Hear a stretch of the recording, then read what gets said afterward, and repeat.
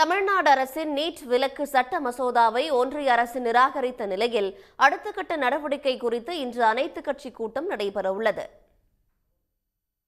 NEET விவகாரம் தொடர்பாக சட்டமன்ற அனைத்துக் கட்சி கூட்டம் இன்று நடைபெறவுள்ளது. தமிழ்நாட்டிற்கு நீட் தேர்விலிருந்து விலக்கு அளிக்க வேண்டுமென வலியுறுத்தி சட்டமன்றத்தில் நிறைவேற்றப்பட்ட தீர்மானத்தை ஒன்றிய அரசு நிராகரித்து விட்டதாக சில தினங்களுக்கு முன்பு முதலமைச்சர் மு.க.ஸ்டாலின் தெரிவித்திருந்தார்.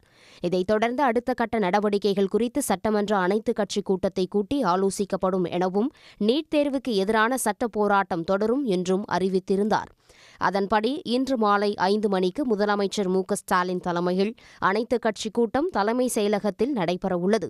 பிரதான எதிர்க்கட்சியான அதிமுக அனைத்துக் கட்சி கூட்டத்தை புறக்கணிப்பதாக அறிவித்துள்ளது. உடனுக்குடன் செய்திகளை தெரிந்து கொள்ள சன் நியூஸ் பெல் ஐகானை கிளிக் பண்ணுங்க.